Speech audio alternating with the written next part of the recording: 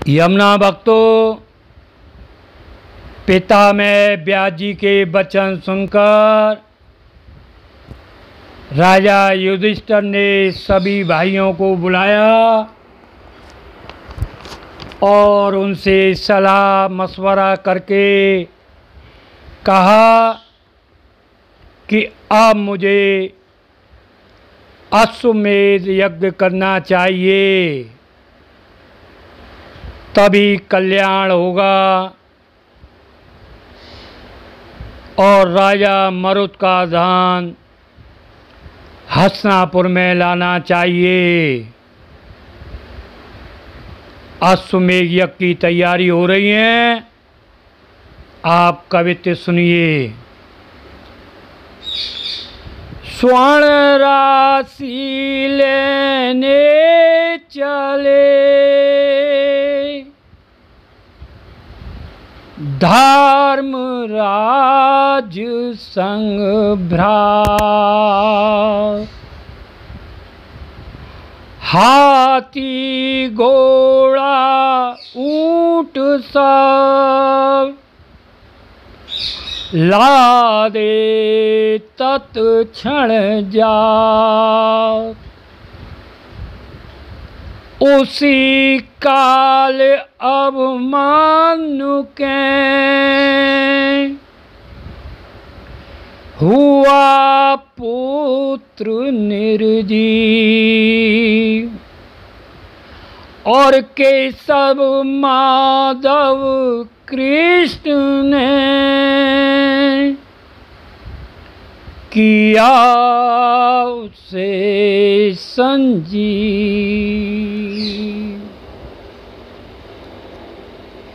युधिष्ठिर के वचन सुनकर भीमसेन बोले, महाराज शीघ्र ही तैयारी करें, हम लोग भगवान शंकर जी को प्रसन्न करके धन को लाने में अवश्य सफल हो जाएंगे।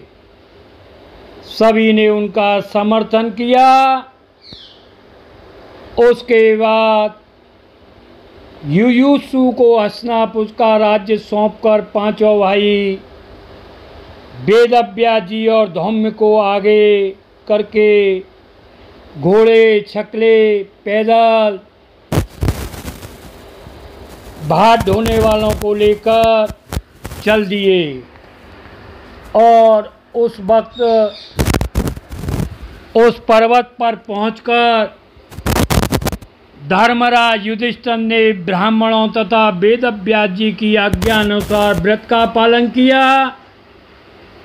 तथा उत्तम मुहूर्त में शिव जी की विधिवत पूजा की, नैवेद्य अर्पण कर उसके बाद राजा युधिष्ठिर स्वर्ण राशि के निकट गए। वहाँ धनपति कुबेर जी की पूजा की, ब्राह्मणों से स्वस्थ वाचन कराया, फिर सुवर्णों से भरा हुआ खजाना घोड़े ऊंट छकड़ियों तथा पैदल ढोने वाली सवारियों पर लदवाना शुरू कर दिया, जिनकी संख्या 60,000 ऊंट, 1,32,00,000 घोड़े, 1,00,000 हाथी, 1,00,000 छकड़े, 1,00,000 हथनियाँ, हजारों खच्चर और मनुष्यों की तो शुमार ही नहीं था। इस प्रकार स्वर्ण राशि को लेकर पांडव हस्तिनापुर आ रहे थे और उधर श्री कृष्ण बलराम संपूर्ण विष्णुवंशियों के साथ यज्ञ की तैयारी है हस्तिनापुर पहुंच चुके थे। उसी समय राजा परीक्षित का जन्म हो गया। वे ब्रह्मास्त्र से पीड़ित होने के कारण पृथ्वी पर आते ही मुर्दे की भांति थे। रनवास में रोवा रट मच गया। भगवान ने संवाद को सुना, तत्काल सात्विकी को लेकर अंतपुर पहुंच गए। स्त्रियां विलाप करती कृष्ण से कहने लगी कि आपके सामने आपका नाती मृतावस्था में पड़ा हुआ है। यह तुम्हारे भांजे अभिमन्यु का पुत्र है, जो दुष्टात्मा अश्वत्थामा के ब्रह्मास्त्र से प्राणहीन होकर पृथ्वी पर पड़ा है।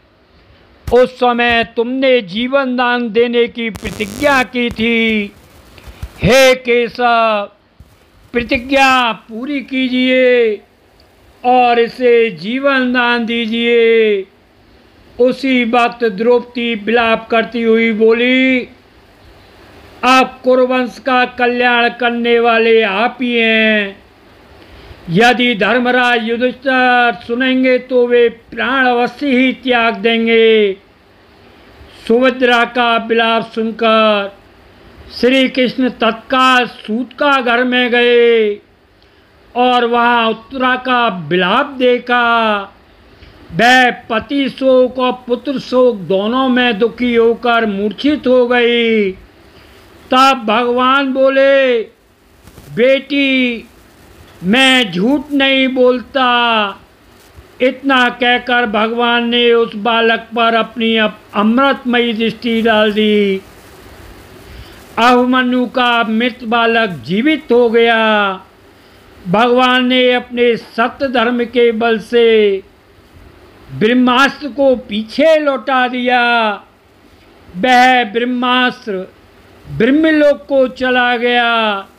स्त्रियां प्रसन्न होकर श्री कृष्ण भगवान की स्तुति करने लगीं। तब स्वयं भगवान ने उसका नाम परीक्षित रखा। उसी समय जन्म होने के बाद पांडव अनंत धन लेकर हस्तिनापुर की सीमा में पहुंच गए। श्री कृष्ण विदुर युधिष्ठिर को पता लगा, सब आगवानी को बाहर आ गए। पांडव लोग भगवान श्री कृष्ण से मिले, सारा वृत्तांत बताया। फिर खजाना भंडार में भरवा दिया गया। उसी समय पौत्र जन्म का समाचार सुना। कृष्ण द्वारा जीवन दान का भी समाचार सुना। तब सभी पांडव उनकी प्रशंसा करने लगे। कुछ काल बाद व्यास जी भी हस्तिनापुर आ गए और यज्ञ का मुहूर्त चैत्र मास की पूर्णिमा को करने को निश्चित किया। फिर सभी पांडव श्री कृष्ण के पास आए और बोले, हे पुरुषोत्तम, आप ही श्रेष्ठ हैं। आपकी दी हुई राज्य लक्ष्मी का हम भोग कर रहे हैं। अतः आप ही यज्ञ की दीक्षा दीजिए। धर्मराज के वचन सुनकर श्री कृष्ण बोले, हम तो आपके सब सहायक अंग हैं, श्रेष्ठ तो आप ही हैं। अतः यज्ञ की दीक्षा आप ही लीजिए। हमें तो कार्य करने हेतु आज्ञा दें, इसलिए हम पहले से ही आ चुके हैं। तब व्यास जी ने ब्रह्म मुहूर्त में यज्ञ अश्व छोड़ने का निश्चय किया और सारा प्रबंध श्री कृष्ण की सलाह पर हुआ। आज की कथा का वर्णन कर दिया है। आगे की कथा का वर्णन यथाक्रम करते रहेंगे। जय यमुना मैया की।